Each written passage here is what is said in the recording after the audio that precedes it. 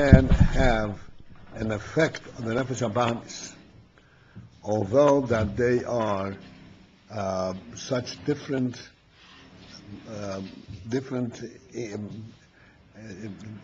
forces, opposites, and yet there is a way that that nefesh elokis can affect the nefesh habahamis, because the nefesh elokis is also mislabesh in the guf, and since it's mislabesh in the guf, therefore the experience of the nefesh elokis comes down at the level that the guf is also a participant. In other words, it sees and recognizes elokus at the physical level, as we pointed out, that they use the masholim from Gashmiyus, and thereby showing elokus, how elokus surfaces from Gashmis itself. That the nefesh habahamis is also capable of relating to, and then ultimately it also becomes a participant, becomes affected by the spoilers, by the ahava that nefesh elokis experiences, because that ahava is not an ahava that is devoid of worldly content. It is something which is understood from within a worldly experience, because the inyan of elokus becomes recognized from within the mitzias of the world, and that the nefesh habahamis can also recognize. This is the intellectual aspect, and similarly the emotional aspect.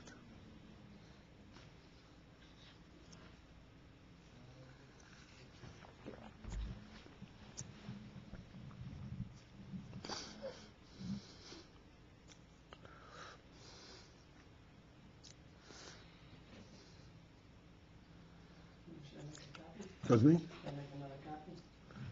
Oh, we have a new student? Yes? Sure. What's your name? Sorry? Shlomo Yitzchak Babayev. Okay. Yes, to make a copy.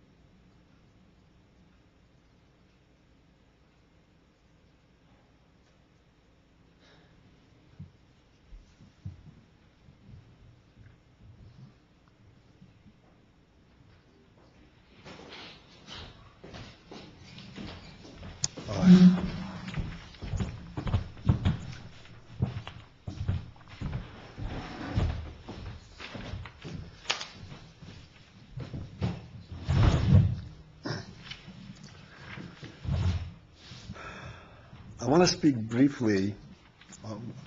Okay, we are on page Hay, approximately 10 lines from the top. The line begins with the word Be'elokus. Fine? Okay. We're talking about his spoilers ahava. His spoilers means being affected and excited with ahava. The nefesh elokis, the nefesh habahamis, and we're going to elaborate on this further.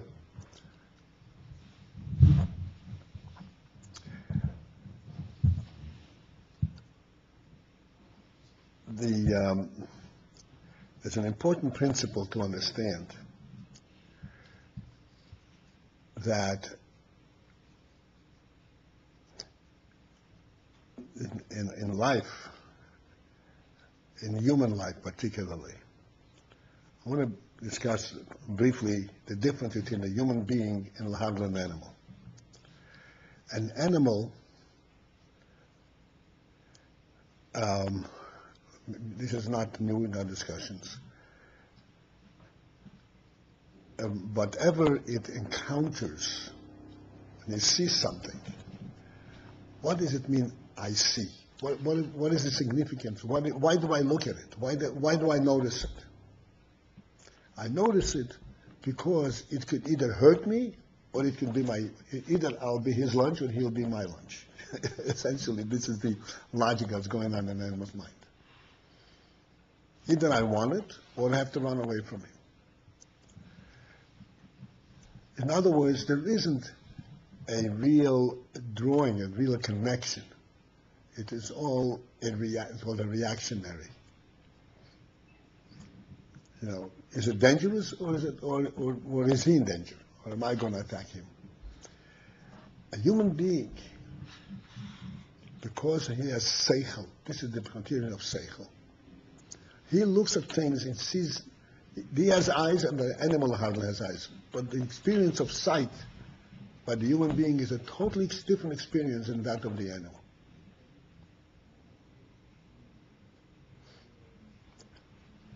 He sees things and that sight gives him a connection to the reality itself. Not in terms of what is it going to do to me or am I going to do to that. Just the reality itself. What does David HaMelech say? I lift up my eyes and I see your heavens. The deed of your. What does that have to do with you?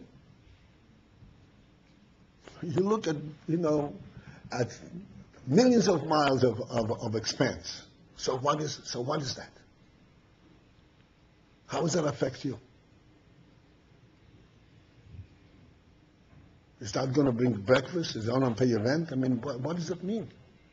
And yet, this is what a human being lives with. This is where the real quality of the human being comes out. He looks at the reality. And this tells him the greatness of the Meibush.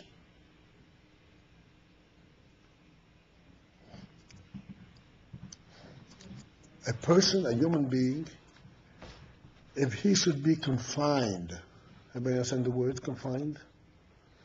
Contained in a house, confined, without being able to see beyond the four walls, he would be in tremendous, tremendous pain. Because he, by nature, orients himself in the infinite reality. That's what a human being is.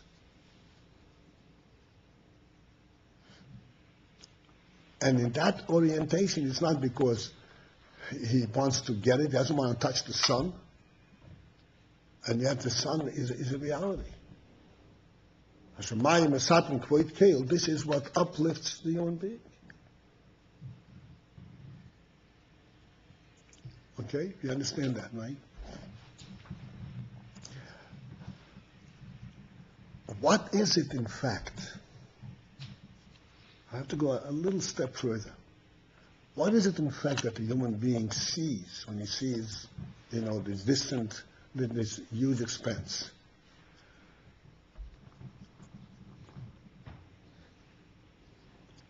What does that mean to him?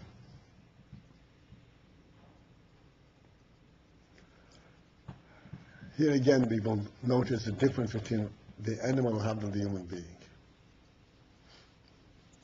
The animal will say, wow, this is so huge. And what if it's just so huge? It's awe-inspiring. Wow, wait a second, what if the sun falls down and burns up the earth? This kind of logic. Again, you're thinking only from your own metzias. What does a human being look at when he sees? What does he see when he sees these things? He, like David HaMelech says, when I see your actions, your deed. Hashomayim Masapin Kvoit Keilu, Mas Yodam Magdal Keilu. The Shomayim, I'm responsible for the Shomayim not because they're so huge, but because this is something which Hashem made for me to see. Do I have you with me?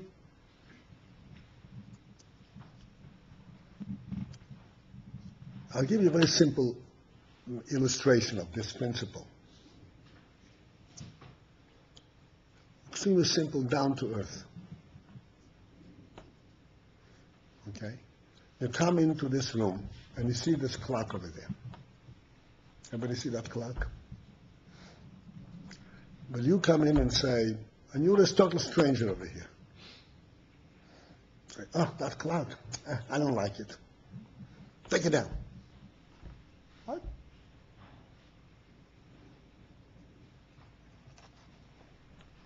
Will you come to take it down? I don't like it.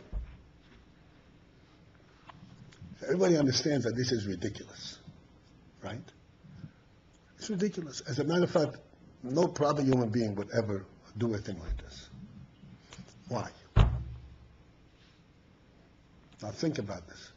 Is it because he will not offend the clock? How do you dare to say to me that you don't like me? What is it? What is in it? Is it the clock? Is it the wall? Hey, this is my clock, don't take it away from me.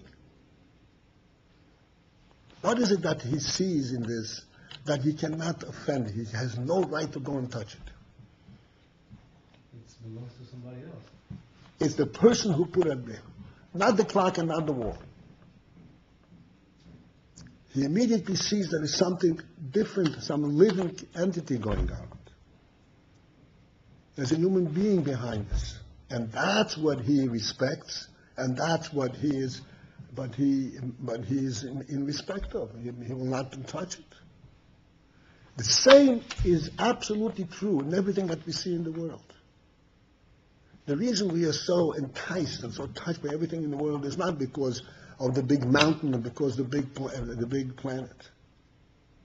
It's because immediately we recognize that it belongs to someone. It is a real thing. It's a creation, something that was created intentionally. There's a life element in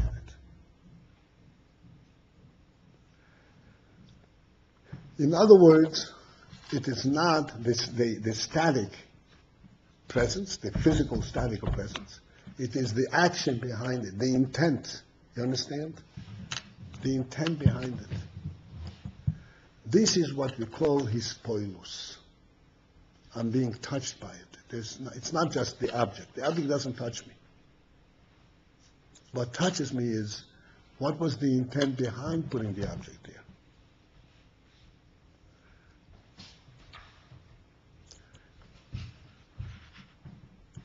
And this is where the Nefesh Olekis and Nefesh Abamis have totally different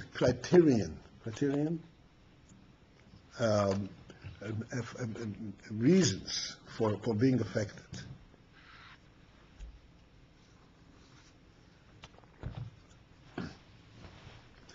But nevertheless, when the Nefesh Olekis recognizes the godly presence and all the things that the Rebbe does in the world, his misboinein in how the Hashem is manifest in the world, he becomes mispoiled. Like the Alter Rebbe says in Tanya, a very simple reflection, his boinus, that a person should be misboinein, how the Melech Godel, this great king, descends and tackle and deals with him individually. And this will arouse in him a tremendous love for the king. Not because of all the things that he gives him, the breakfast and the lunch, but just the attention and the concern. This is what touches him. Right? This is what Midas and spoil Midas is. This is what we're talking about, his spoilers and midas. Midas in a human being is not lahavdu by an animal, I have something to eat. It is a real thing based on intellect, based on reality. And this is how the Nefesh HaElokis can affect the Nefesh HaBahamis with a true hispoilus and a true recognition of a godly presence.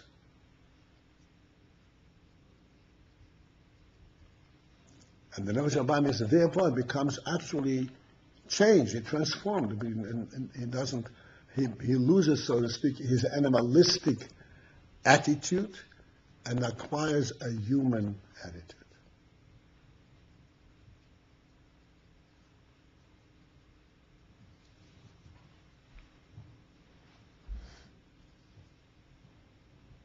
Remember I gave you the example, the illustration of the host and the guest? You remember that? It's a very simple thing. And every human being understands that. It's an interesting thing. You think an animal would understand it? No way.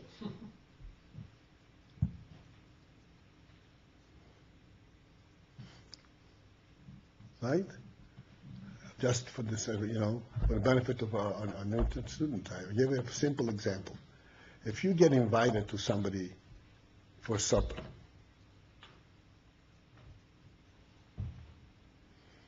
and you come to him, and he sets you up with a nice supper, a 5-course dinner,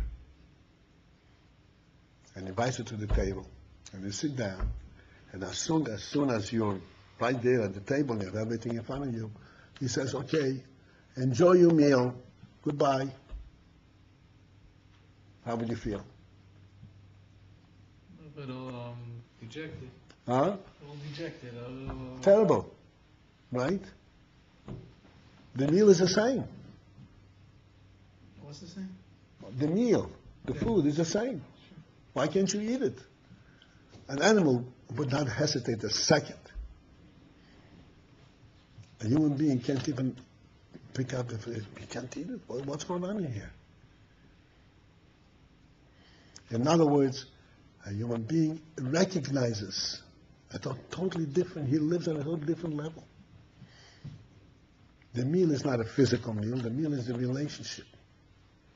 And to take away the relationship, you took away everything. You can't even eat it.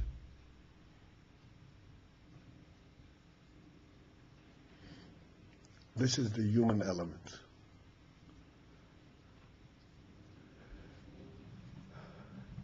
Which is ultimately the effect of the Nefesh HaElokis upon the Nefesh HaBahamis.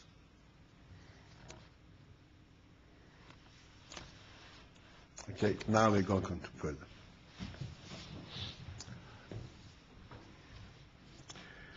Zehu bechinas eish, eichlo eish. This is the bechina, this is the aspect that is spoken of in Chassidus, and it's described as eish, oichlo eish, fire that consumes fire. There's a pasuk that says, Hashem Elokecha eish oichlohu. Hashem Elokecha, he is consuming fire. So in Chassidus it says that what does it consume? He consumes the opposite fire. The godly fire consumes the animal fire. The ho'eish the kedusha, the nefesh HaElokis, the fire of kedusha that comes from the nefesh HaElokis, the bechinas his seirus, his spoilers hamidas, sheboy. But the fire of the Nefesh HaElokis becomes enticed and excited with the midas. It becomes actually, comes to full flame of a fire. In other words, the Nefesh HaElokis is not just appreciating Elokus, but is actually excited about it and is drawn to it. This is called the ahava. So then, כשנאחוזים בהפסידו לנפש הבאמיס, when this fire touches the psilo, the wick of the nefesh habamis, meaning to say, when the nefesh olikis is within the physical body, and within this physical body, it experiences this ahava. So therefore, the body becomes like the wick that holds this fire down.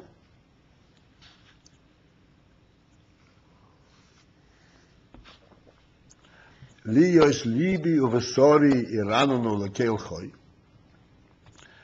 bring about that the libi of sori, my heart and my flesh, they sing l'keil choy. They sing to Hashem. In other words, the nefesh olikis, as we discussed all along, that the nefesh olikis is also within the physical body, and then at this physical level, it recognizes the presence of Elokus, and it becomes all excited and all enticed by the inyan from Elokus. It's fired up, but it's not leaving the body, it is fired up while it is still attached to the body. Like we explained all along, the principle of the Masholim Gashmiyim, the presentation that we find in Gashmis itself, even these things that we just now pointed out, like the host and the meal, right? The meal is a physical meal, and yet we see that it's not just a physical meal. There's something more to it. And the more one reflects on it, the more one is revealing a neshama element. Because physically it makes no sense.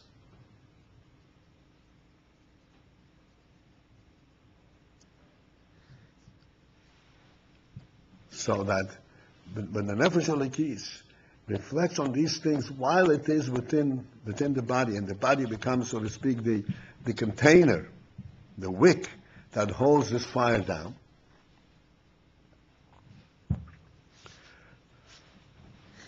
and here is, again, I want to explain,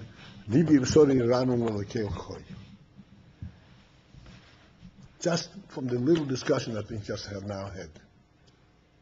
Imagine yourselves not having this sense. Not having this sense of, makes no difference. It's a meal as I can eat it. Not having this human sense that, yes, indeed, there is something more true, more significant than the meal. Would you give it up for anything? You understand? Someone I'm asking what I'm saying? This sense, this sensitivity. On the human senses. Huh? Well, that's why we're different than anyone else. Sorry, than other creations. So, I'm sorry? This is what makes us different than other creations, so obviously, I understand, but how important is it to you? How dear is it to you? This sensitivity. Well, this is what makes you a human being. Huh? Well, do I want to be human or an animal? Yeah, that's right. I'm saying, so how important is Okay, it? so it's pretty important. It's very important. It's very important. You will not give it up for anything. So when you reflect that this is a godly gift to you, what does that arouse in you? Wow, I'm really appreciative of what you did for me. This is not my doing. I can be an animal. My body doesn't appreciate anything like that. Right? If I come to a meal, I grab it with both hands and stuff my mouth out and finished. That's not what happens. Why? Because there's a godly element in us that the Rebbe should provide us with. And how appreciative of this. When we reflect on it, we say, wow, this is really the real thing. That's what Rabbi said, the heart and the flesh itself begins to sink. The flesh, how? Because the flesh itself appreciates not being an animal. You understand? And this is not even touching on the Elokus, it's touching on simple human elements.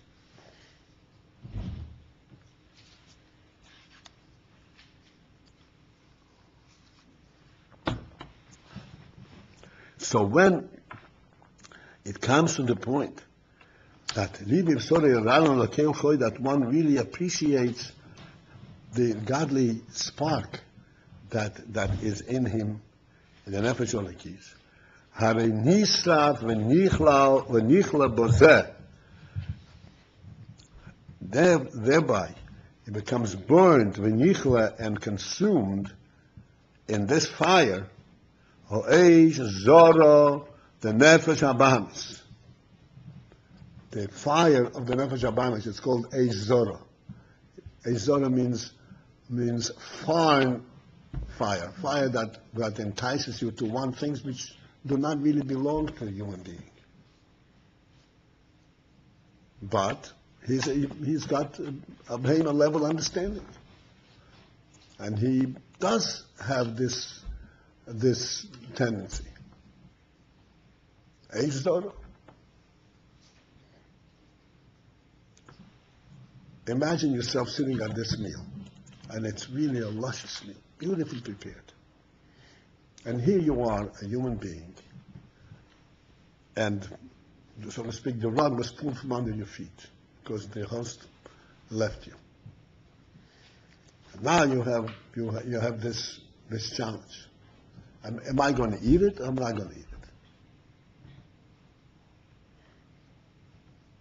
I didn't hear that. I didn't hear that. I said, imagine you're sitting in front of this plate, and it's a luscious meal, prepared exactly the way you like it. And now, you're left to your decision. Am I going to eat it or am I not going to eat it? Oh, okay. Huh? No, I was trying to think of like a compromise. Take it home. Take it home. Nobody sees, nobody knows the difference. You understand? This is the Eish Zora. This is the Eish Zora that says, forget it, just eat it up. Or standing around. Don't crawl on like a cockroach. Right? Be a human being.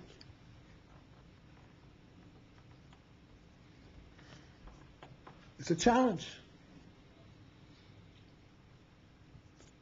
So the more a person reflects on the Eish Eliki,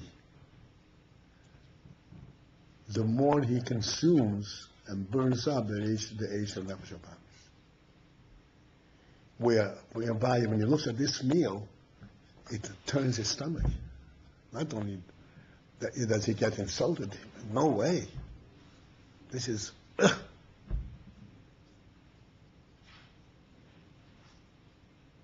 You understand? I'm not going to stoop down to this food.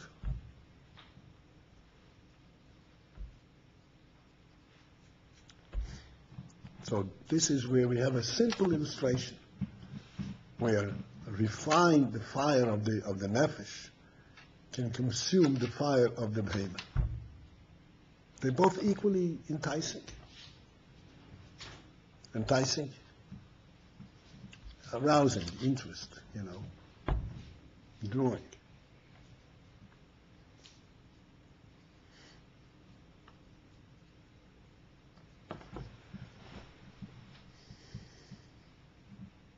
And what we need to ultimately accomplish is to actually reduce the fire of the Nefesh HaBahamis.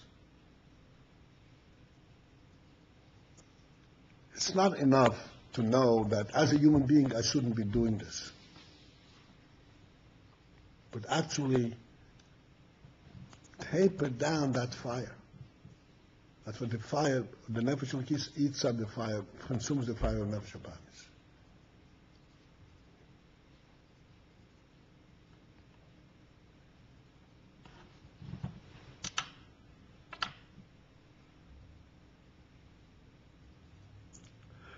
שנזברה ונהפך גם כן ללוקוס.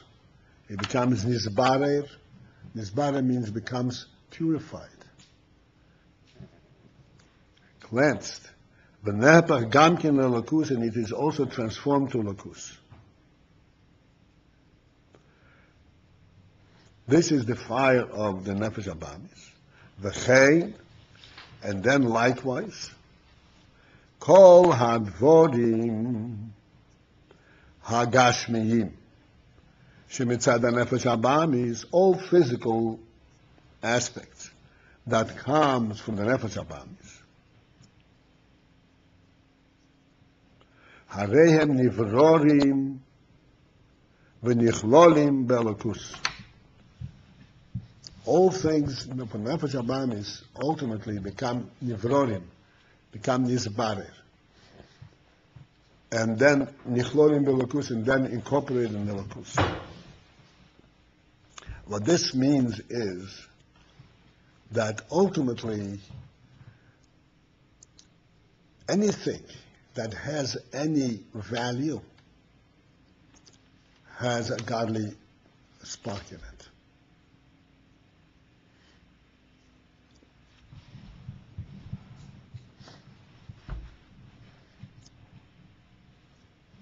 And the point of Birurim is not to eliminate and destroy Hashem the world, but it is to be mevarer and draw out from the world its fine element, its godly element, and eliminate the animalistic element.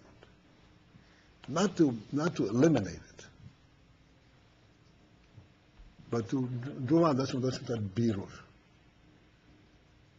Birur means it's a physical thing, but you mevarer, you take the fine element of it, and everything. Last me, there is a fine element. There's a godly element in everything. As a result of this avodah of nefesh elokis, nefesh abamis, the nefesh abamis becomes nizbarer, and all things of the nefesh abamis also become nizbarer, so that you recognize only the true fine element that's in it, and are not drawn to the coarse element in it.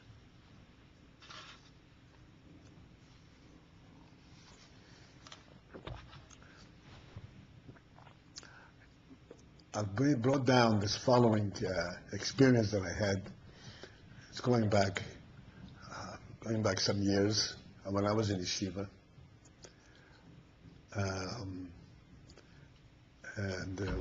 There was a bocher there who was describing a sandwich, a beef sandwich, I remember that, on club.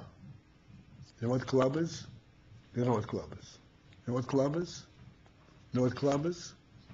You know what club is? You know what club is? Okay. What's club? It's big, fat, thick bread, long. Right. Club bread, right. Okay. You could eat different sauces. Yeah.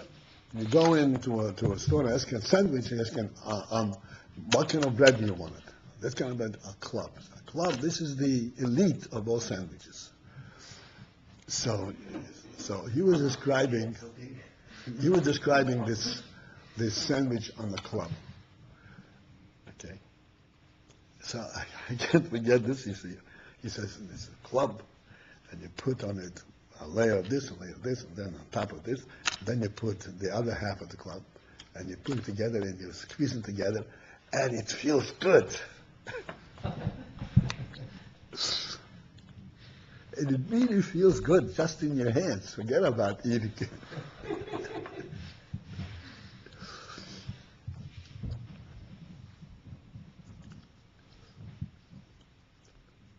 Okay, these are the aspects of the nefesh abamis that the nefesh elokis cannot deal with. And it doesn't go together. With the experience of nefesh elokis, this cannot go together. The experience of nefesh elokis burns this away. Doesn't say don't eat, but eat what I don't like and don't, the periphery and all that doesn't belong there. So this is one illustration that always stuck in my mind. I remember that description. So I'm saying this is what means Barer, the fire of the Nefesh HaBahamis. Because food per se is not Nefesh HaBahamis.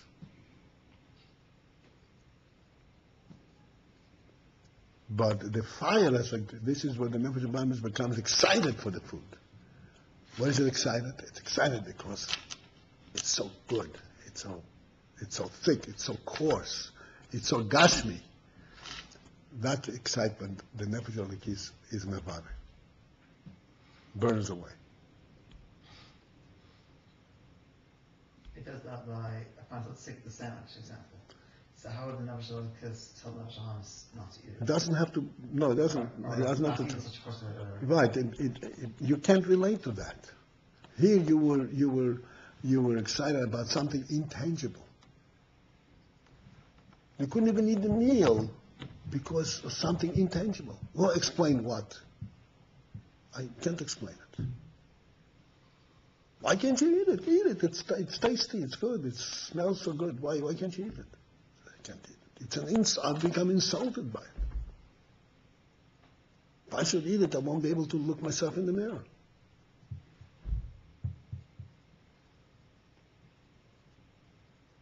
So after experiencing that, even on this simple level that we described, then you can relate to that coarseness. You can relate to that? I mean, if that's the Nefesh HaLekis who can relate to that? The Nefesh HaLekis destroys that element in the Nefesh HaBahamis. And then Nefesh HaLekis will see that even just by eating this club sandwich, let's say, that it won't want to eat it. No, or won't eat in that manner. You won't eat in that manner, right? You couldn't bring yourself to eat like this. But Nefesh HaLekis can't make Nefesh HaBahamis, like, the first step wouldn't be to convince it not to eat that sandwich, or to eat it in that manner. Right. You'd have to start from somewhere else. Well, it's right. The first thing is that Nefesh HaBahamis should appreciate and should experience the fire of the Nefesh HaLekis. If it experiences, it sees the Nefesh HaLekis is fired up from Malakus, from something which is totally intangible, the Nefesh HaBahamis becomes affected by it. Then automatically it becomes refined, and it can bring itself go back into what he was involved in. And this is how the birur takes place. And all things become nivrorim and nichlolim be'alakus. Everything becomes nichlon alakus, becomes incorporated in alakus. You can do everything, but you do everything because of the alakus element that's in it, not because of the gashmi element that's in it.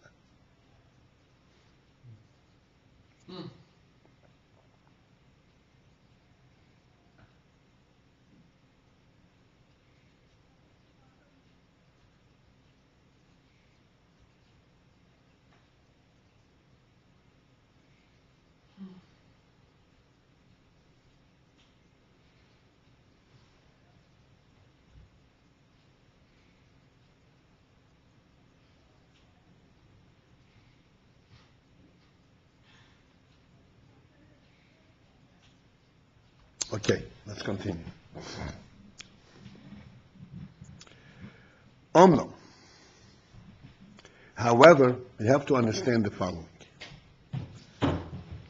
B'gdei sheyiyeh hischabrus the nefesh HaLekis v'nefesh HaBahamis, in order to facilitate, make possible the hischabrus, the connection and the joining of the Nefesh HaLekis with the Nefesh HaBahamis, Zehu alidei hashemen, this is as a result of the oil, the canal, and as I mentioned before, what we mentioned before, that he's bringing it down again. I just want to remind ourselves what we already learned, that if you put a fire to the wick will catch fire, but what will happen to it? It burn up right away. And burning up right away is not called birur. It's called elimination, burning up. Birur means that you are refining it. You don't destroy it. You're elevating it and give the Nefesh Abamis also an appreciation of Elokus, not destroy it in Elokus. This is why there's necessity of this oil that keeps it burning over a longer period of time so that it is refined rather than consumed, destroyed. This is what he's saying. In order that there should be a hischabrus, a connection between Nefesh Elokis and Nefesh Abamis, seems that the Nefesh Elokis, as we said, is totally opposite Nefesh Abamis. It cannot tolerate at all any aspect of Nefesh Abamis. So how is it that they are mischaber and actually work together? Nefesh Elokis is misboinen, Nefesh Abamis is participating. Nefesh Elokis gets excited about godliness, Nefesh Abamis is participating. How is that happening? You would think that one is just simply eliminating and destroying the other. This we're saying that there is the union of the oil. The canal b'moshel haner gashmi, as I described before, using the moshel, the analogy of an ner gashmi, of a physical candle. The lulei hashemen, that if not for the oil, harei ein his chabrus lehoeish im hapsilo. There is not then a real connection between the fire and the wick.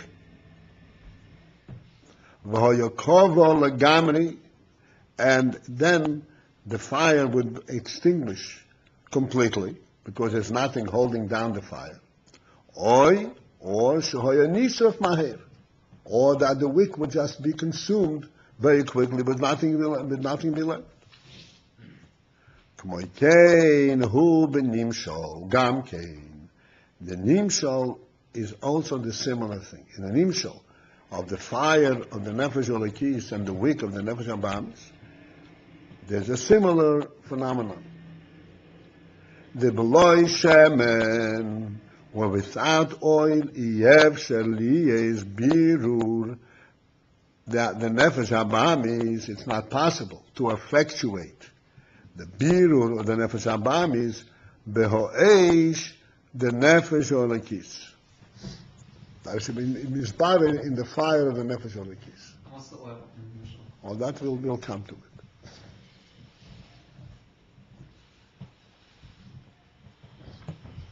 Essentially, the oil, as we're going to see, is, we already learned in Tanya, is the Torah mitzvahs. But then we'll come to it. It would not be possible that it should be his chabras and bir of the Nefesh Abamis in the oil of the Nefesh Elokis, in the fire of the Nefesh Elokis. V'hu be'achas mishtei poni. And this phenomenon, that it's not possible to be nisbared, even though there is a fire of the Nefesh Elokis, and it doesn't have the effect of birur, of refining, of elevating Nefesh Abamis. And it can occur in one of two ways. Either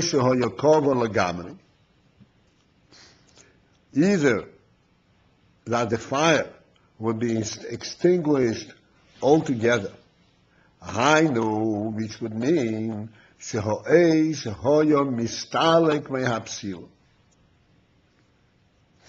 that the fire would simply rise up and remove itself from the psilo, from the wick.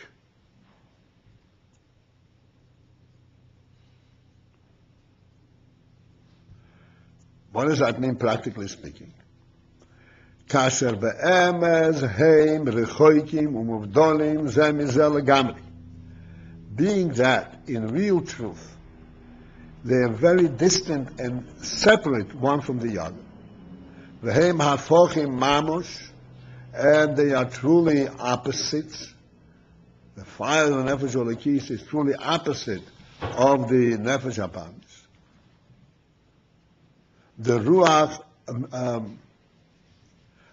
Ha'odom hi ho'elo kanal, because Ruach Ha'odom, as we said before, we discussed in Ruach Ha'odom is oil. Ruach Ha'odom, the Odom is a Nefesh Elokis element.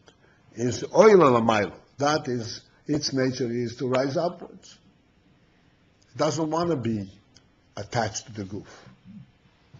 And Ruach Behema is to descend downwards, to go more into the Chumris and the Gashmis. V'leihoyo ha-nefesh ha-elokis mischaber klal in nefesh abamis, and therefore the nefesh elokis would not connect at all with the nefesh abamis levar roy, to refine it, because they are opposite. The nefesh elokis would do its own thing.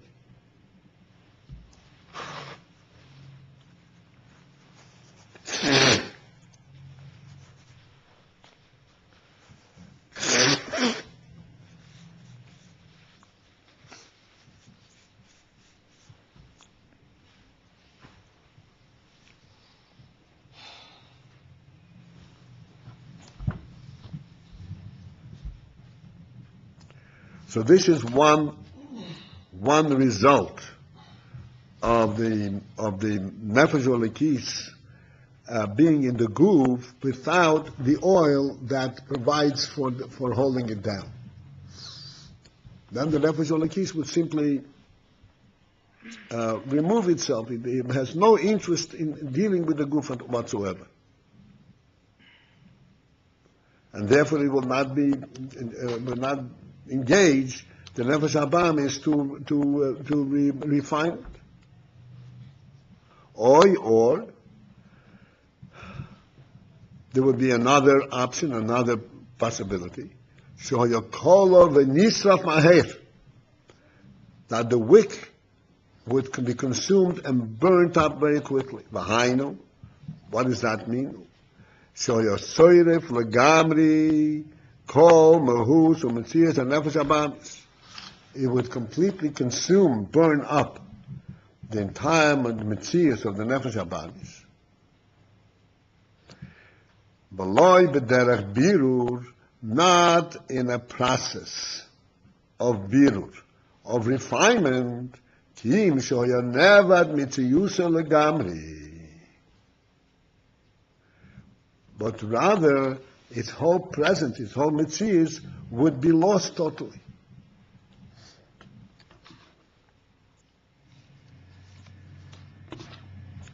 So the nefesh is the other side on the nefesh on how the harness will be totally Completely consumed. No. This is So what does it mean? Will be totally consumed? yeah. So I just wanted to elaborate on this. It's an interesting phenomenon in human life. Bichlal.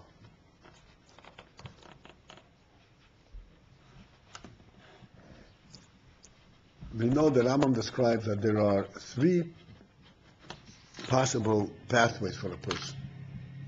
Two extremes and in the middle. Let's say it comes to simple things, make a living, to work and make a living. A person can be completely consumed with the idea of working and making money, or he can be completely oblivious to it, not totally disinterested in it, or he can have the middle of the way. It's an interesting thing, and this is true in many other aspects, in all human aspects really. There are two extremes and there's the middle. And it's an interesting thing that when it comes to the person to identifying himself, finding the, so to speak, the path that he can relate to and he can understand, the extremes are always easier to identify with than the middle path.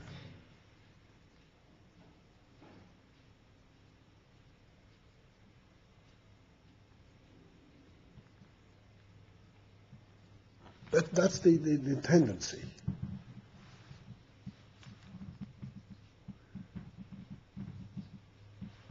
Let's say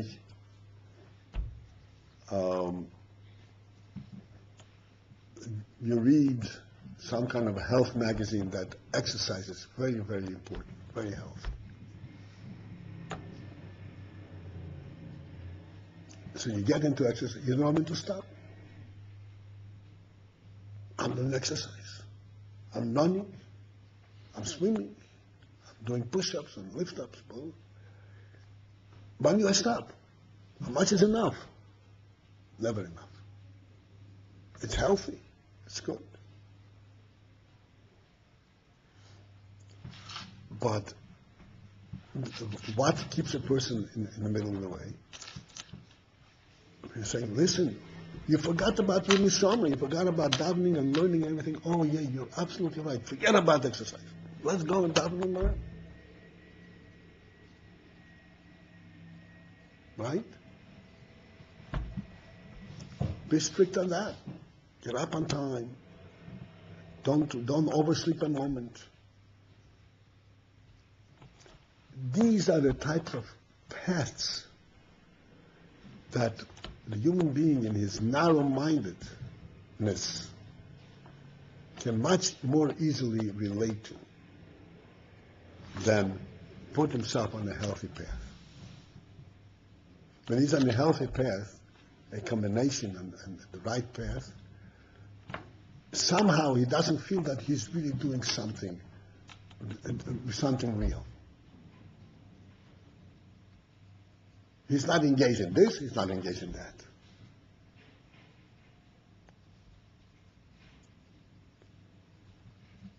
If you ask him this middle of the way for a person, what defines your life? What defines your way of life?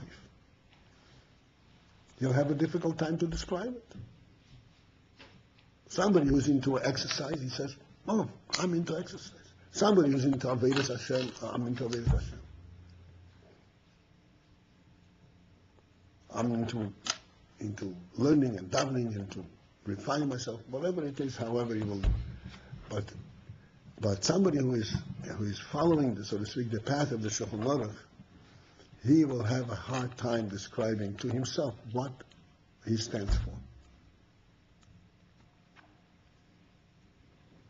So they're standing for the Shulchan Aruch. That's exactly right. From a human perspective, he stands for nothing. What does he stand for? He stands for doing what the Rebbe wants him to do.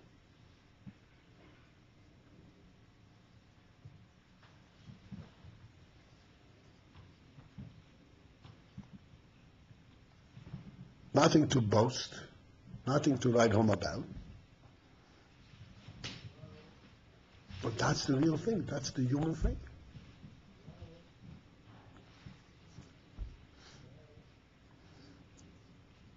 This is the oil. Doing the right thing, doing the mitzvah.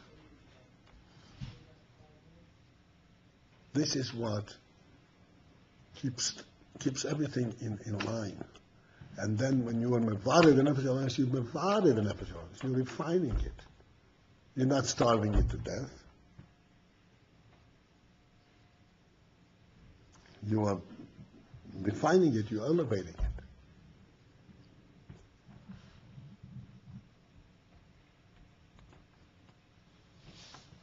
This is an important thing to reflect on, because I said,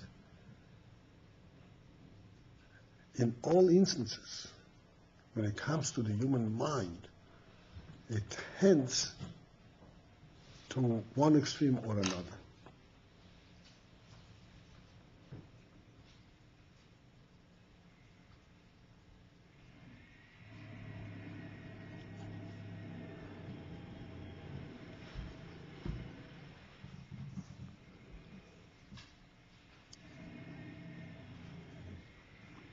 And this is why, this is the And he said, and this is what the Rebbe is describing, that when you have that extreme without the oil, you have a fire. You have a fire, you're all consumed by the fire of Nefesh Elokis, but you do not provide the oil, provide the means by which this fire can be held down. Then you either if the fire just lifts off, leaving the Nefesh Abamis to its own devices, or it completely destroys it.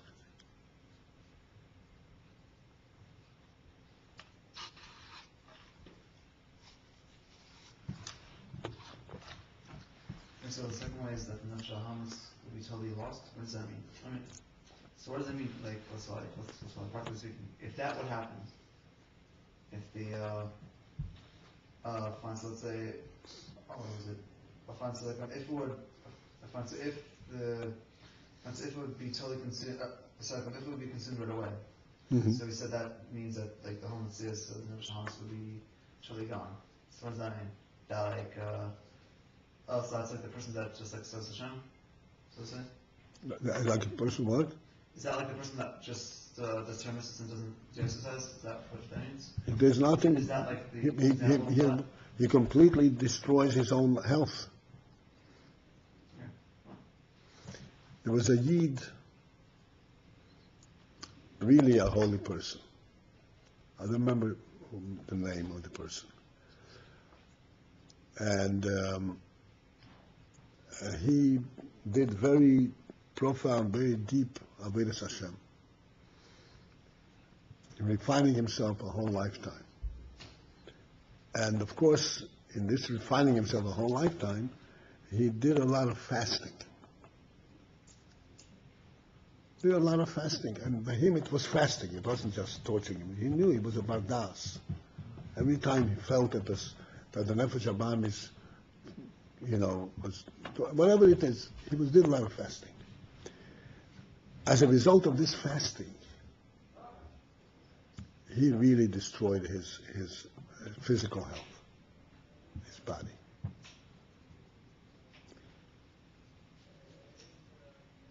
Towards a point where at some stage in life, he was bedridden. He didn't have courage to do anything. He had to be fed like baby food. He was completely destroyed.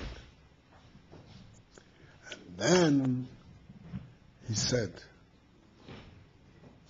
and he came to a point where he had stomach sickness. He couldn't even put on film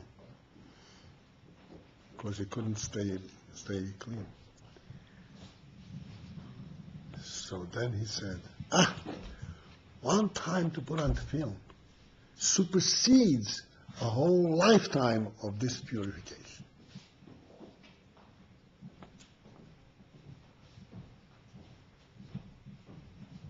Supersedes. What supersedes means? Huh? It's greater. Yeah. One time put on film supersedes this whole of it. And he was a noived. He was really a bardas. He wasn't just.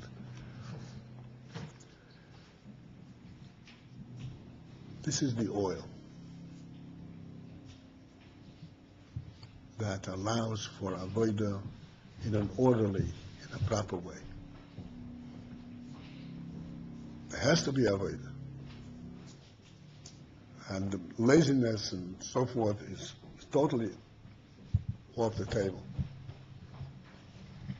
What about someone who says that order is something of the past?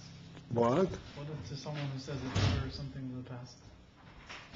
Well, that's something else. Everybody has individual things that needs to be discussed with the mashpia. But in general,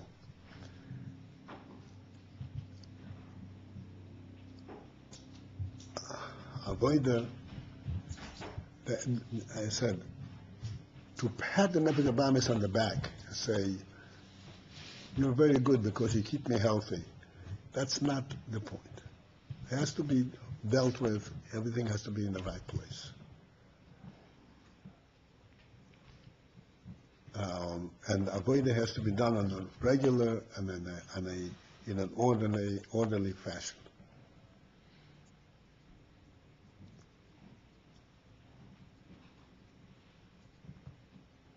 The Alter Rebbe brings down in Tanya that the Chachomim in the Gemara time, those are the Tanoim, the greatest of people. So they also used to delay their breakfast for an hour. They didn't delay their breakfast for a day or two. They delayed their breakfast for an hour. Let's examine this for a moment. We only have to go, but it's an example. If somebody delays his breakfast for a day, he feels really accomplished. Look what I did. I really fought it off. He delays it for an hour. What did I accomplish? Right? Can't really claim any big fight and big accomplishment. That's the real thing, though.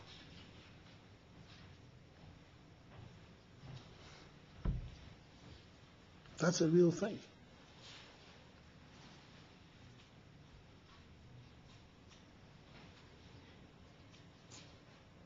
That's when you have avodah. You're controlling yourself. You're putting things in perspective, and you don't become consumed by this avodah, so to speak. The primary avodah is still learning and davening. So, to be continued in this session. Have a good day. Sorry? So on a MAAMAR from the REBBE, the REBBE says that since we're looking for Olam Chadasha, Shemaim Chadasha, Torah Chadasha, so until now we did things by a certain order. So we're looking for something new, we have to do something. The new avodah is to connect to the Pneumius in a way of Mesiras Nefesh and Pneumius, and suggests in a way almost upsetting